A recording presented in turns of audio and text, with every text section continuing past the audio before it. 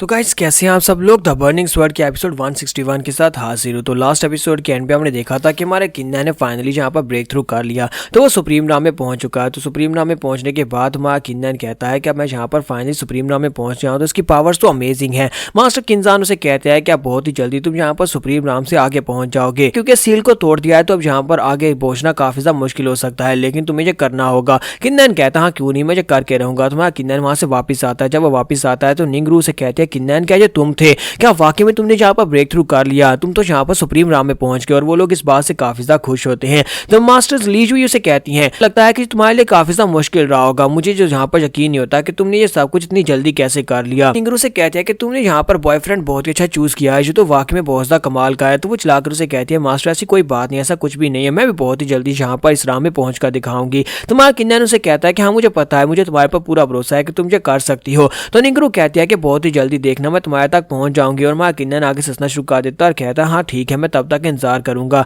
इसी के साथ ही मास्टर लीजिए बीच में आती है और कहते हैं कि आप बस करो, अब जबकि तुमने यहाँ पर ब्रेक थ्रू कर लिया है तो मुझे लगता है कि हम लोग यहाँ पर तुम्हारे साथ बात शेयर कर सकते हैं। तुम यहाँ पर अभी ब्रेक थ्रू करने के बाद वहां से निकले हो। इसी के साथ ही दूसरी तरफ जोमिंग सेक्टर का जो मास्टर है वो भी ब्रेक थ्रू करने के बाद बाहर निकल आया और इस वक्त उसकी कल्टिवेशन लेवल मेरी कल्टिवेशन लेवल से भी हायर हो गई है। तो यहाँ पर सिचुएशन फिर से बदल गई है। पहले मुझे लगा था कि हम लोग यहाँ पर अपनी नंबर्ड पावर को यूज करते हुए उनके सेक्टर को हरा सकते हैं, लेकिन अब जबकि उनका मास्टर बाहर आ चुका है और उसकी पावर लेवल मुझसे ज्यादा है तो फिर मैं तुम्हारी ज्यादा मदद नहीं कर पाऊंगी। मास्टर किन्जान उसे कहते हैं कि लड़के तुम्हारे पास दो ब्लड लाइन की पावर्स को मिक्स करने के बाद भी अगर यहाँ पर पावर्स को देखा जाए तब भी तुम यहाँ पर उस मास्टर को नहीं हरा पाओगे, क्योंकि वो सुप्रीम राम में तुमसे 3 लेवल आ गया है और सुप्रीम राम के 3 सब लेवल्स का मतलब यह है कि एक बहुत ही बड़ा गैप है। यहाँ पर जब हम लोग ब्रेक थ्रू करते हैं सुप्रीम राम में और उसके बाद जब उसके सब लेवल्स को ब्रेक थ्रू करते हैं तो एक एक लेवल में 10 गुना पावर का फर्क पड़ता है, यानी उसकी पावर तुमसे तकरीबन 10 गुना ज्यादा हो सकती है। इसी के साथ उनके पर अटैक हो जाता है तो वो लड़कियां भागती हुई आगे बढ़ती और कहती है मास्टर हमारे पर अटैक हुआ है। तो लीजुई कहती है कि लगता है फिर से जो भी सेक्टर के लोग होंगे वो फिर से अटैक करने के लिए चले आए। लीजुई कहते हैं कि मेरे साथ हम लोग जाकर उनसे निमटते हैं और इसी के साथ ही वो बाहर पहुंच जाते हैं। बाहर आने के बाद उनसे कहता है कि तुम लोग बहुत ज्यादा बेशर्म हो, फिर से यहाँ पर हमारे पर अटैक करने के लिए आ गए। मिस लीजुई जो होती है वो मास्टर होंगजैन से कहते हैं कि एल्डर होंगजैन लगता है कि तुम्हें इज्जत रास नहीं आती जो बार बार यहाँ पर हमारे सामने मुंह उठाकर चले आते हो। मास्टर होंगजैन उसे कहता है कि अब जबकि यहाँ पर हमारे मास्टर सर्कुलेशन से बाहर आ चुके हैं तो फिर हमें किसी से भी डरने की जरूरत नहीं है,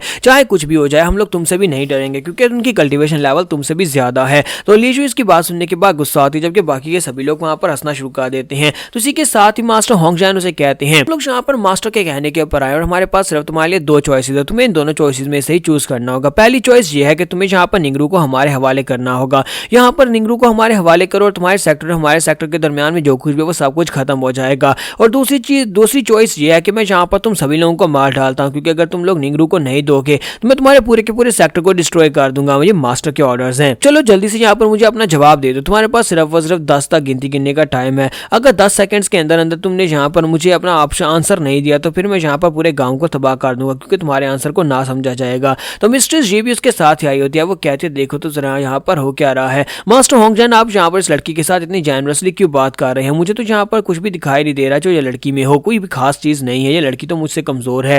इसी के साथ ही मिस लीजुई आगे बढ़ती है और जाकर मिस्ट्रेस को एक जबरदस्त किक मारती है। जब उसे किक मारती है तो बेचारी जख्मी होकर पीछे की तरफ गिर जाती है। तो वो कहती है ये तो एक बहुत ही कमीनी औरत है। तो मास्टर होंगजैन भी चिल्लाकर उसे कहते हैं लड़की तुम्हारी हिम्मत कैसे हुई, तुमने इसके ऊपर स्नीक अटैक क्यों किया। लीजुई उसे कहती है क्या तुम्हें लगता है कि यहाँ पर मैंने स्नीक अटैक किया है, ये यहाँ पर पहले मेरे पर अटैक करने के लिए आगे बढ़ी थी और अगर तुम यहाँ पर हमारे साथ कोई चाल खेलना चाहते हो तो हम लोग कोई बेवकूफ नहीं है जो तुम्हारी चालों में फंस जाएंगे। तो मास्टर होंगजैन गुस्से के साथ चिल्लाकर उसे कहता है कि तुम तो अपनी बकवास बंद करो और साथ ही अपनी पावर्स को रिलीज करते हैं और कहते हैं अगर तुम यहाँ पर उस मौके को नहीं लेना चाहती जो मौका यहाँ पर तुम्हें जिया जा रहा है तो इसका मतलब यह है कि तुम यहाँ पर इस मौके को लेना नहीं चाहती तो तुम्हें यहीं पर इस जगह के पर मरना होगा। साथ ही मास्टर होंगजैन जो होते हैं अपनी 2 पाम्स के साथ उसके ऊपर अटैक कर देते हैं। अपनी दोनों पाम्स के साथ जैसे मास्टर के ऊपर अटैक करते हैं तो मास्टर लीजुई अपने पास से अपना फ्लैग वाला बैनर उठाती है और उस फ्लैग वाले बैनर को सामने की तरफ करते हुए उसके अटैक को ब्लॉक करती है। जब वो उसके अटैक्स को अवॉइड करती है तो दूसरी तरफ मिस्टर स्पीसीज उसके ऊपर अटैक करने के लिए आगे बढ़ती है। वो यहाँ पर उसके ऊपर स्नीक अटैक करना चाहती थी, लेकिन वहाँ लीजुई बीच में आ जाता है और उसको यहाँ पर ब्लॉक कर लेता है और कहता है कि तुम यहाँ पर बहुत ही बड़ी बेशरम हो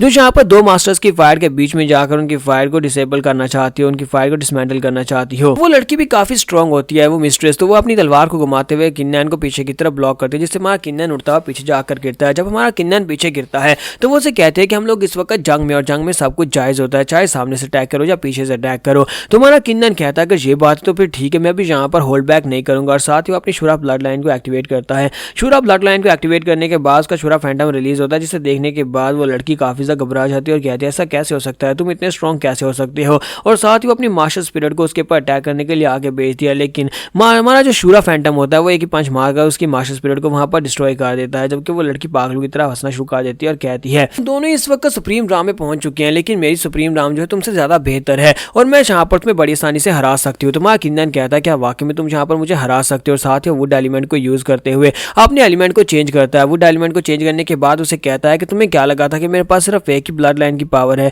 असल में मेरे पास मल्टीपल ब्लड लाइन की पावर्स हैं। और साथ ही वो अपनी पावर्स को यूज करते हुए सामने की तरफ एक स्ट्राइक लगाता है और वो स्ट्राइक जो होती है बड़ी तेजी के साथ आगे बढ़ती है और सीधी जाकर उसके ब्लेड को काट देती है। तो मिस्ट्रेस का ब्लेड कटने के बाद मिस्ट्रेस भी काफी ज्यादा हैरान होती है और कहती है कि यहाँ पर हुआ क्या, इसने इतनी आसानी से ये सब कुछ कैसे कर लिया। उसके कंधे के ऊपर चोट भी लगती है। जबकि दूसरी तरफ मास्टर ली शुई जो होती है मास्टर होंग जैन को हरा देती है और दोनों वहां पर बुरी तरह जख्मियों का ग्राउंड के ऊपर गिर पड़ते हैं। तो मास्टर ली शुई कहती है कि तुम्हारा होंग जैन तुम्हारा सेक्टर जोमिंग सेक्टर तो बहुत ज्यादा कमजोर निकला। मिस्ट्रेस और मास्टर होंग जैन दोनों उठकर पीछे हट जाते हैं। तो मिस्ट्रेस कहती है कि हम लोग इस दिन की हार को जरूर याद रखेंगे, अगली बार जब हम लोग आएंगे तो हमारे मास्टर हमारे साथ आएंगे और उस दिन हम लोग यहाँ पर तुम्हें बिल्कुल भी नहीं छोड़ेंगे, तुम सभी लोग यहीं पर मरोगे। तो ली शुई उसे कहती है कि मैं तो यहाँ पर इस बात से डर गया, जल्दी से जाओ वापस जाकर अपने मास्टर को बुलाकर ले आओ। तो वो उसे कहती है कि अगर तुम यहाँ पर अगली बार अपने मास्टर के बिना आए तो फिर इस बारे में भूल जाना कि तुम्हें यहाँ से जिंदा जाने दोगे, तुम लोग मर जाओगे। साथ ही वो सभी लोग वहां से चले जाते हैं। उनके चले जाने के बाद हमारी ली शुई कहती है मुझे लगता है कि इनके मास्टर ने जानबूझकर इन्हें यहाँ पर हमारे स्ट्रेंथ को मापने के लिए भेजा होगा। मास्टर होंग जैन अपनी टीम को लेकर जैसे वहां पर से बाहर निकलते हैं तो उसी के साथ उनके सामने कोई अपीयर होता है। एक ब्लैक स्मोक के अंदर एक इंसान अपीयर होता है जो कि उनका मास्टर ही होता है। तो वो उनसे कहता है कि मैं यहाँ पर तुम लोगों की पावर्स की वजह से बहुत ज्यादा डिसअपॉइंटेड हुआ हूँ, क्योंकि मुझे तो लगा था कि तुम लोगों की पावर्स भी मेरी तरह काफी ज्यादा बढ़ गए होंगे, लेकिन तुम सभी लोग अभी तक यहाँ पर इसी राह में फंसे हुए हो। ये देखने के बाद मैं ली शुई और बाकी के सभी लोग काफी हैरान हो रहे थे। वो लोग कहते हैं कि यहाँ पर कर क्या रहे हैं, उनके सामने अपना सर क्यों झुका रहे हैं। दूसरी तरफ उनका मास्टर जो होता है वहां पर डीमन फार्म उनके सामने खड़ा होता है और उनसे कहता है सभी लोगों को यहाँ पर भी फिलहाल के लिए अपनी इवल पावर्स को यूज करने की जरूरत नहीं है। ये बहुत ही अच्छा फैसला था, जब तक मुश्किल वक्त ना हो तब तक अपनी इवल पावर्स को रिलीज मत करना। लोग वहां पर अपने घुटने टेक कर बैठे होते हैं। तो ली शुई को ये बात बिल्कुल ही पसंद नहीं आ रही होती। तो वो कहते हैं कि ये लोग यहाँ पर कर क्या रहे हैं, मुझे समझ नहीं आ रही है। किन्नन कहता है कि मुझे यहाँ पर लोगों के सामने एक बहुत ही पावरफुल एनर्जी सेंस हो रही है, ऐसे लगता है जैसे उनका मास्टर उनके सामने खड़ा हो। तो ये बात सुनने के बाद वो कहती है कि मुझे भी यहाँ पर उसकी बॉडी से पावरफुल एनर्जी महसूस हो रही है, कहीं ऐसा तो नहीं है कि जोईजू यहाँ पर आ चुका है, यानी इनका पैट्रियार्च यहाँ पर आ चुका है। और इसी के साथ ही पैट्रियार्च उन लोगों के पीछे लैंडिंग करता है और उनके पीछे खड़े होने के बाद उसे कहता है काफी दिन के बाद तुम्हें देख रहा हूँ। मास्टर ली शुई से कहता है कि जोईजू तुम यहाँ पर क्या करने के लिए आए, तुम्हें यहाँ पर से क्या चाहिए। तो वो उसे कहता है कि तुम्हें अच्छी तरह से पता है कि मुझे क्या चाहिए, मैं यहाँ पर से इस लड़की को लेने के लिए आया हूँ। तो वो कहती है लेकिन तुम इसे यहाँ पर से लेकर नहीं जा सकते। तो वो कहता है तो मैं देखता हूँ कौन यहाँ पर मुझे रोकने की हिम्मत करता है। और साथ ही वो बड़ी तेजी से आगे बढ़ता है और आकर निंगरू के ऊपर अटैक कर देता है। जब वो निंगरू के ऊपर अटैक करता है फिर साथ ही लीजाओ के ऊपर अटैक करता है, लीजाओ भी पीछे की तरफ गिर जाती है। तुम्हारा किन्नन भागता हुआ आगे बढ़ता है और कहता है निंगरू तुम्हें परेशान होने की जरूरत नहीं है, मैं यहाँ पर हूँ, मैं तुम्हें बचाऊंगा। इसी के साथ ही नया इवल मोनार्च जो होता है वो अपनी पावर्स को यूज करते हुए हमारे किन्नन के ऊपर अटैक करता है। किन्नन उस बिजली के झटके से वहीं पर जख्मियों का ग्राउंड के ऊपर गिर जाता है। तो यहाँ पर हम लोग अपनी एपिसोड 161 का एंड करेंगे। नेक्स्ट एपिसोड में देखेंगे हमारा किन्नन इस इवल मोनार्च को कैसे हरा पाएगा। एपिसोड की एक्सप्लेनेशन अच्छी लगी हो तो कमेंट करके जरूर बताइएगा। वीडियो को लाइक करना मत भूलिएगा। Thank you.